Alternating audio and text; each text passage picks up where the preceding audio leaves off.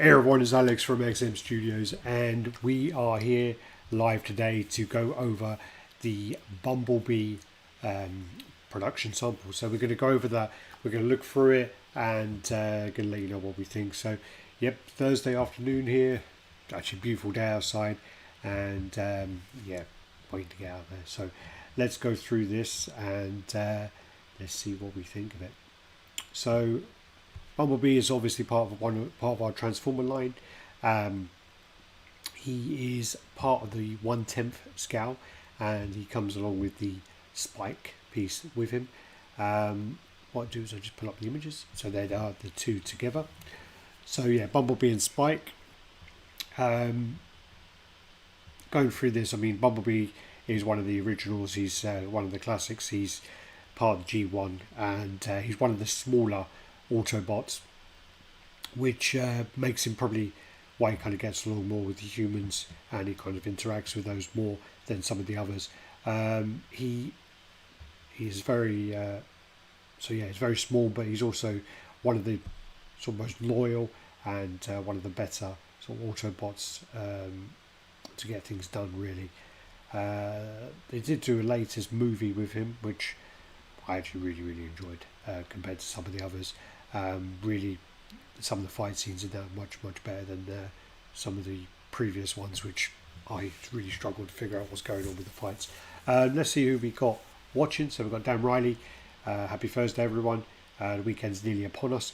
Can't wait. Looking like it's going to be a really hot weekend this time in London. It looks like it's going to be 30 degrees tomorrow, which I know some of you guys in like Singapore are saying that's regular, but over here that really ain't regular. Big Mo Collectibles, good day from Oz, 11 p.m. over here. Good evening there, Big Mo. Love some live Transformer action. And then Dan Riley, yeah, 2 p.m. over here.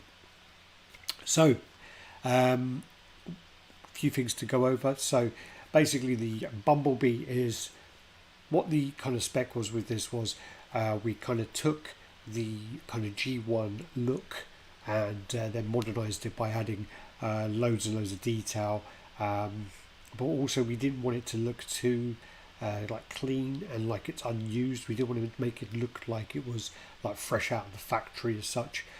So what we did was we added loads of sort of battle damage and kind of scuffing, so it looks like they're actually in the middle of a battle. Again, because this is part of the G1, you see the original vehicle, which is the Bug, the Beetle, and you know, very iconic, very classic look of him. Got Adam in the house as well, yo brother. So yeah, going over this, so yeah, a lot of stuff. So you get a lot of statue with your money. The thing is with this one, I mean, you can display this with the Optimus Prime, the Starscream, the Megatron, Grimlock. So yeah, and they all look absolutely amazing together. We saw these in Singapore Toy Game Comic Con, and yeah, they're phenomenal. You just need a lot of space to display them. This one actually does, all of the Transformers will come with the nameplates if you got in there early enough. So with the the Optimus Prime, for example, this was when we were doing the first 30% of them. So this is the nameplate for that, if I can get that lined up. Quite hard with the glare and the webcam. So that's the Optimus Prime card. That was 195 of those out of 650 made. And then because we had the Starscream, which was a con exclusive, we then had everyone got one of those. So that's 350 of 350 got those. So that's the Starscream one, which looks absolutely great. I love this one. There you go. Looking forward to seeing where XM go next. I mean, we did show the Starscream at Singapore Toy Game Comic Con, which Starscream, the Soundwave. Sorry, we showed the Soundwave at Singapore Toy Game Comic Con. Soundwave is my absolute favourite of all of the Transformers. I absolutely love him. He was the one which, when I was a kid, I had that, and it really is hits a nostalgic spot for me there. What we do then is let's get straight on to the video. Let's no more games. Let's go on to this.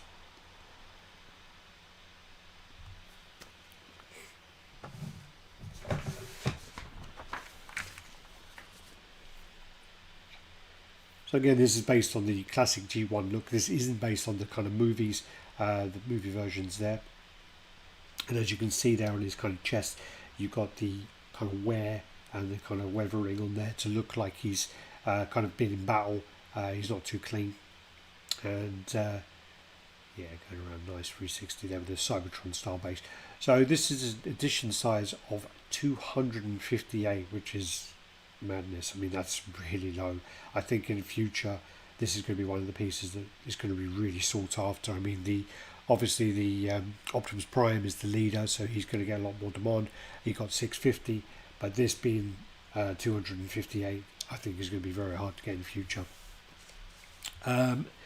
So with this, the part of the Autobot army on Cybertron and Earth, Bumblebee is one of the smallest Autobots, brave and friendly, and befriends humans easily. One such human is Spike with Wiki, his best friend, and one of the Autobot human allies. So that's Spike there.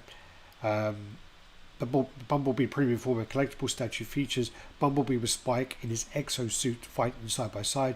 2 head sculpts for Bumblebee, one with the battle mask and one without. One Bumblebee in vehicle mode. Light up eyes for Bumblebee.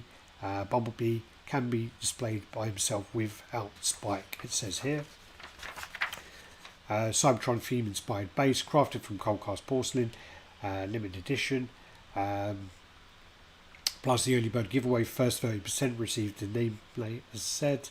Below is an example which I've already shown. And okay, for this one though, if you do get the XM Direct customers, the plaque is still in production and will be shipped separately once it is ready. For those who purchase from the official XM distributors, we will ship to the distributors once it is ready. I just want to point out as well that this comes, you need batteries to power the head. We don't supply the batteries because we've had issues with customs with that, so we do not supply that. Artists for this are Kingston Chang and Hive Studios did the concepts. Christopher Leclerc and Suhan Yago Homoja did the sculpt, and then all tied up in a neat bow by the XM design and development team. And with this one again, great detail then on the pieces there. As you see, this looks like an old bug. I mean, the bugs are from like I think the 60s, 70s. So like with that, it actually looks like it's been from the 60s and 70s. You can see again the great detailing and contrast between the two characters. One of the questions as well was about Spike. There was some very mixed responses with Spike. Some loved him, some hated him. But I think with the way the collectors are such completists, I think if we didn't do Spike, we would have just been doing what other companies are doing, and we basically wouldn't have been putting out a character which may not get any love anywhere else. So this is probably the only time you're going to see Spike in statue form, and to be honest with you, I think he's very iconic to the series, so he definitely needs to be there. You've got a nice sort of turbine there on the base there. Great work. So yeah, with this one as well, I'm just going to go over the details of that. So the product size for this is estimated to be here are we. So the estimated box size of this is 79 centimeters long by 54 by 24, and the estimated weight is going to be 19 kilos, so which is about 42 pounds. And then the statue weight is actually quite displayable. It's 32 wide by 48 deep by 40 centimeters high, so he is actually very displayable. And the product weight is going to be 9 kilos, which is around 20 pounds. You also have the specification for the vehicle, which is going to be 25 centimeters by 10 by 9, and the product and the weight for this is going to be 1.3 kilos, which is roughly 3 pounds, which they are really heavy, these vehicles. I mean, I was talking to someone at the con, basically picked up the Optimus Prime truck, and that must weigh 5 kilos easy. It was really heavy. Let's see who we've got on the chat. XM likely to do a virtual convention booth tour, with there being no cons planned this year due to COVID. That's a good question. We are looking behind the scenes of what we can do. We're looking into whether we can put together some kind of virtual con as such, or some kind of thing within our warehouse or within our China factory, and then do a video. We are looking into that. We're just trying to plan out the logistics and the costings, because it's a lot, very time consuming and very costly to do something like that. So we will try.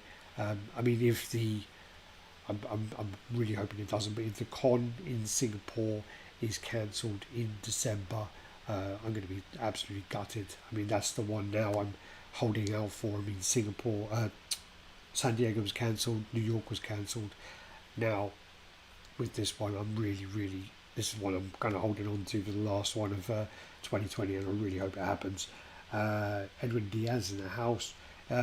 Pre-order is still open for this one, and yeah, pre-order should still be open for this one. Oh, sorry, I tell a lie. Just double check that. Orders closed on this one. Sorry, Edwin. We do have a few pieces though that actually will be reopening the pre-orders, because what happened is with the what happens is we put together an allocation for conventions and for exhibitions, and obviously with this current situation those allocations have not been filled, because obviously we haven't been doing those. So there are a few pieces that may be reopening soon with a very, very limited amount of stock. We will be putting out very, very soon. It's a Star Wars piece. No. Well, I'd love there to be a Mandalorian piece out there, but no, I don't think we're looking at that at the moment. So, yeah. Anyway, back on point. So, yeah, with the Transformers again, so we have the Optimus Prime, we have the Starscream, we have the Megatron, we have the Bumblebee, we have the Grimlock, and we also showed the early kind of prototype of the Soundwave, which we misprinted, and it was actually a smaller model, which I actually really wanted, but they had to send it back to the factory. But so I'm really looking forward to seeing that, where you get all these cassettes around him. I'm super pumped for that, so I'm hoping to set painted very soon. Sweet looking piece. I'm still to get my first XM piece. You need to, Jason. Once you get one in person and you kind of compare the experience of unpacking it. I mean, the thing is I think the unpacking part is actually quite a big factor, because what happens is while you're unpacking it, that experience, whether it's negative or positive, sticks with you a lot. I've had pieces where I have had damage from the piece, not from XM, from other places, and it's really affected my mood when I've unboxed it, and actually I've got rid of it once I've got the replacement part in. I think it's quite important to have that pleasant unboxing experience, and with XM packaging, you're going to get that. I mean, the packaging is solid, neat, and it actually looks quite premium. So you have that there. How easy is it to order and deliver XM in the UK? As I see, XM website, most pieces are not available.